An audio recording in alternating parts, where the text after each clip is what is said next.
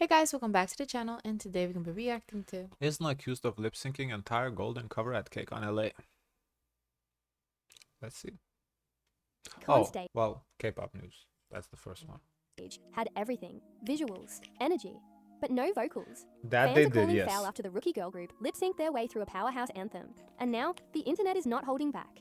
At KCON LA, one of the biggest stages for rookie K-pop acts, to show what they've got, rising 5th-gen girl group IZNA took a bold step by covering Golden, the vocally intense track from the animated K-pop fantasy project, K-pop Demon Hunters.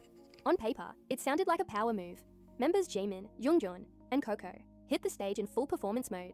Dazzling visuals, precise choreography, and undeniable stage presence. But there was one problem. No one was actually singing. Yup, the entire performance was fully lip-synced, and fans noticed immediately. Now, let's be real. They weren't even trying to hide unheard that. of in K-pop. So I guess we're not the only ones, because we were watching it, we reacted it. I think that video was posted. Yeah, we were pretty sure they were lip syncing. I guess we weren't off. Yeah. Especially when the choreography is intense. But Golden isn't just any song. It's known for its complex harmonies, powerhouse vocals, and live stage potential. The kind of track that demands you either go big vocally or go home. Instead, what fans got was a backing track so polished, it left people wondering if the mic was even on. And the reactions, brutal but honest. It wasn't on because you couldn't hear them breathe. The lip syncing was so perfect it felt awkward LOL. Why not just sing Live a You? The dance in the song didn't match at all. It felt like the performance didn't achieve anything. If they were going to lip sync anyway, why change the original choreography? To make matters worse, IZNA didn't use the original golden choreo either. Something that left die-hard fans of the song feeling disconnected from the performance. I don't know the original choreo. I felt like the energy, everything was perfect, but they didn't sing, which is kind of, to me, defeats the purpose. So that's that. But in terms of performance wise, the energy was really good. I was impressed with how they performed it. It's just, if you're not gonna sing, it's like, why are we doing this? I felt like they were trying to make it, the performance, a little bit of their own too, to kind of showcase IZNA's capabilities instead of just recreating just the choreo.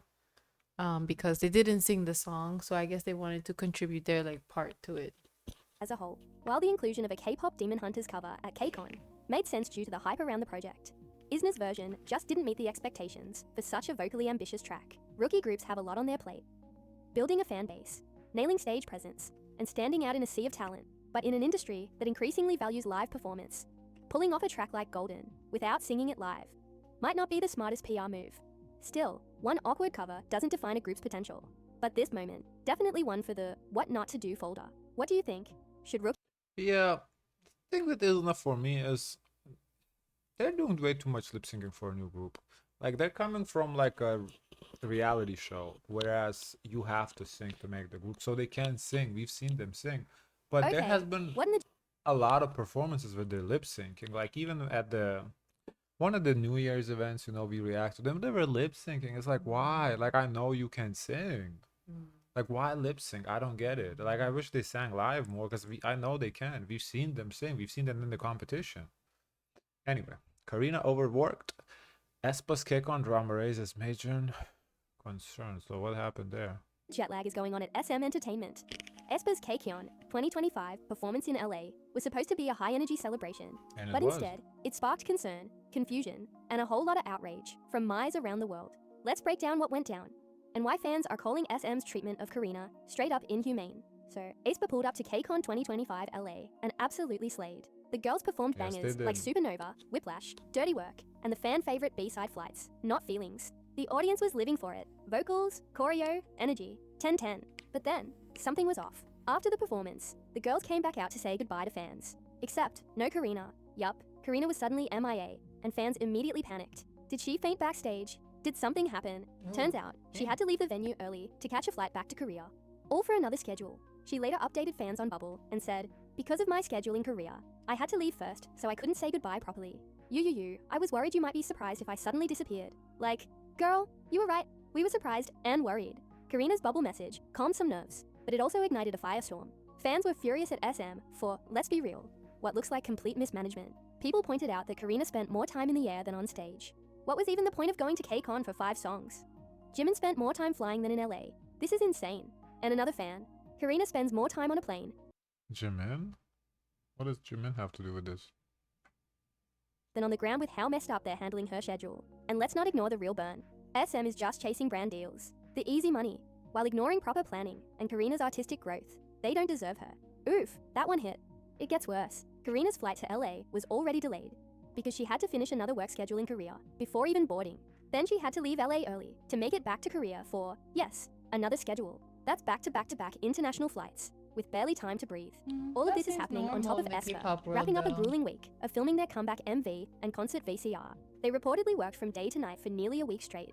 And with their third world tour, AX's Line, starting August 29th to 31, and a comeback dropping in mid-September, fans are begging SM to give the girls, especially Karina, a break. Look, idols are professionals. They love their fans, and they push through a lot. But this is starting to look like pure exploitation. Karina. Nah, I don't know. I think they want to work. I think they want to work. I don't. And if anything, I felt like this was Aespa's best performance I've probably ever seen, which I often times have said, oh, they need a vacation, their performances are not good, energy not there. This one, it was perfect performance, honestly, very good performance. I didn't feel any lack of energy, so if anything I would say they rested. The fact that she had to leave early, not a big deal. Her obligation was to perform. She performed and then she dipped to come back like at the end to say goodbyes, like whatever, I don't really care. I don't know. I think we're making a big deal out of nothing here. She's busy, so what? So is Won, so is. I feel like there's always gonna be people that just Yeah. worry.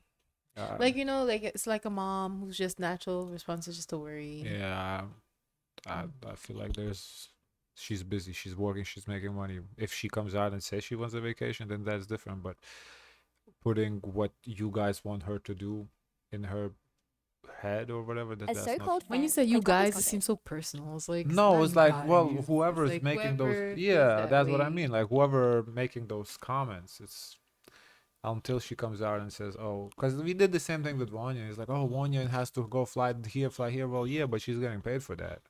It's like, That's the life. yeah, that's the life you chose. Like you want big money, you gotta work for it. It's not like money don't come easy. Shit.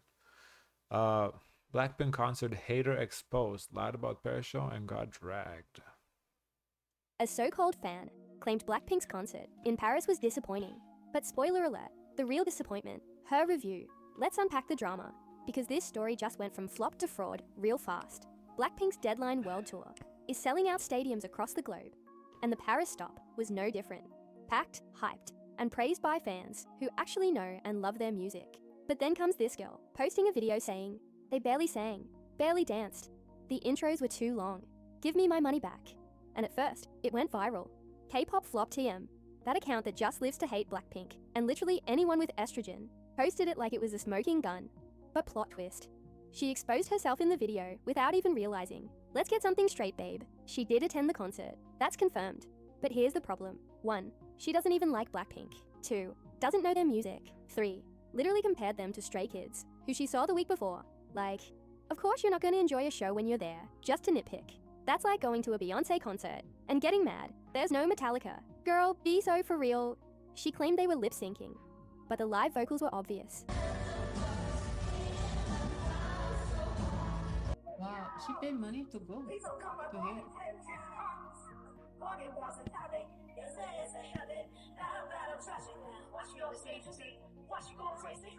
Especially since the backing track was clearly separate from the mic audio. You could literally hear them breathing, cracking, and adjusting. That's called live, honey. And yeah, the vocals might not have been perfect. No one's saying BLACKPINK are Mariah Carey. But they were singing live and putting on a whole show with choreography, stage presence, and visuals that served. About the dancing, again, let's be honest. BLACKPINK isn't known for super complex choreo, like Stray Kids or ATEEZ, but they've never claimed to be dance machines. Their power lies in charisma. Okay, so I'm confused. They're not singers, they're not dancers, so what do they give you? That's a lot of excuses. Yeah, like I'm just so confused right now. You say, oh, they're not Mariah Carey, they're not the best singers. Okay, fine, that's fair. They're not the best dancers, they're not ATEEZ, they're not Stray Kids. So what else is there left? They're just visuals, they're just standing on the stage? Entertainers? It's like, come on, like do something. Vibe and delivering performances people remember. This isn't a K-pop Olympics, it's a concert. And girl, you really tried to act sleepy while Jennie was singing her solo. That's not a flex. That's peak loser behavior. especially when everyone around you was literally living their best lives, screaming, dancing, and enjoying the show. One fan even clapped back as soon as she said they weren't singing live, when we could hear their mics even at the top of the stadium. I knew she was talking out of her air. This is just another example of someone hating for clout, trying to drag successful women in music while pretending it's critique. But when you get exposed like this, it just looks pathetic. Focus on the artists you actually enjoy, instead of wasting energy making fake reviews that fans can debunk in 2 clicks. This whole thing is also like Oliver Tree. So the way I interpret, first of all, I don't even know why we're talking about this. Is somebody's opinion. They're entitled to it. I guess this is a hater that's like, you know, not even a valid hater. Like, I guess there's people in the BLACKPINK community who are okay, people who can hate validly, but they're like, But give this is valid valid. reasons. She paid money to go to see them. To me, I thought when I saw Hater Exposed, I thought, oh, she never attended the concert. Okay, then we can completely dismiss did she what give she a said. fair review? That's her perspective. You see, that's the thing. That's her. She paid the money. She entitled to that perspective. If, as I said, if she never went and she's talking all that shit, that's fine. We can dismiss her opinion because she never seen it. She actually went, and that's her opinion. For her being there in the seats, we see the footage. I have no problem with what she said whatsoever. She paid the money to, which is, if you're a hater to pay money to attend, that's real stupid. But as you still entitled, you don't have to be a BLACKPINK fan to attend the BLACKPINK concert. You can be like a K-pop fan to attend the concert, and you just be disappointed with their performance. That's perfectly valid. Why can't you be after that? you're a confirmed hater? Well, you a K-pop fan. It's like if I'm like a hip-hop fan, right? And I just like to, there isn't that many hip-hop perform, like wherever I'm at, let's say I'm in Lithuania, there isn't that many hip-hop acts that come. So I just, whoever comes, I go, because it's just not that many come, but I'm the fan of a genre. And if I don't like somebody, you're not really, let's say it's Ja Rule. Oh, you're not really a Ja Rule fan. I mean, yeah, but I'm a hip-hop fan. I like rap in general, so, you know, there's a couple Ja Rule songs I like. So I like, wonder from the concert overall, there was not one thing that the person liked. I don't know the whole thing. I just, it's like, why are we dismissing her opinion? She's entitled to their opinion. No, because this could be like what they expose, but that person could have said other things too that we're not talking about. Right, true. She could have, but she seemed like she was sleepy. I mean, if she didn't enjoy the performance, she didn't enjoy the performance. I mean, that's fine. Like, why is that problem? She paid the money, so I mean, at the end, the BLACKPINK won. So I don't really know why we're. It's, I guess, slow news day. If that's what we're talking about.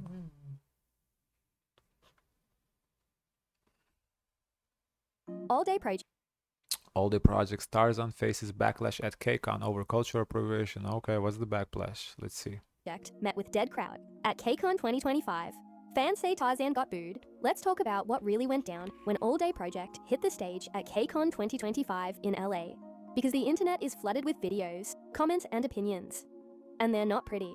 According to multiple fans at the venue, the group's performance was met with what people are calling a dead crowd. Minimal energy, awkward silence, and even boos.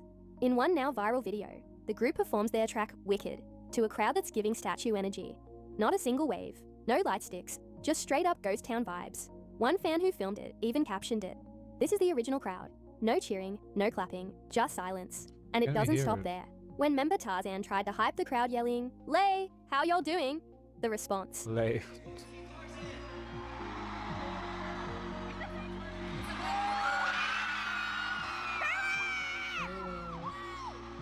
Crickets. Okay, so somebody did cheer for Tarzzan. To be fair, it wasn't like that silence. Based on how we're talking about here, it was like a Beyonce's mute challenge. It wasn't. People still cheered, but the difference is noticeable. Yes, between Bailey and Tarzzan for sure. And I didn't hear no boos. I thought I would hear boos too. So what's up with that? His members, the crowd's reply was visibly less enthusiastic. Then, an edited clip of Tarzzan being booed. I think less enthusiastic is perfect description. It's just less enthusiastic, yeah. Started making rounds. LA!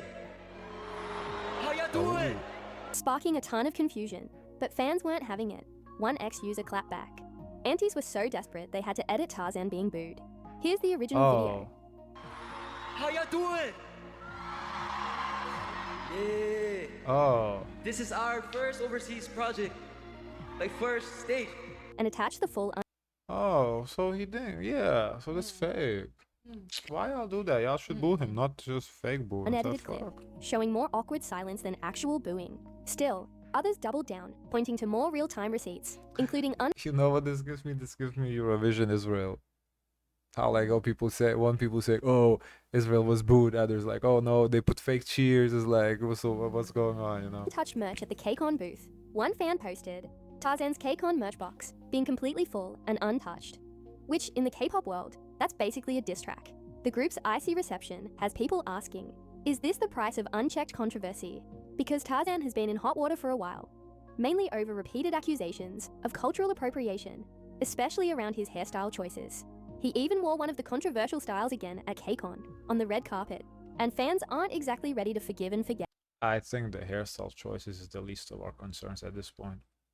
One user wrote, K-pop lost their receipts. Back in my day, Tarzzan would have gotten the biggest black ocean in KCON history. Y'all pity All Day Project too much. That's what I was expecting, to be honest, too. Like, this what he got in the right, he still got a little cheers. It's nothing. Hurt. So what does this mean for All Day Project's global image? Are international fans finally fed up? Or is this just another internet overreaction? Let us know in the comments. Was the KCON crowd just cold? Or is the fandom ice cold for a reason? Don't forget to like, subscribe, and hit that note.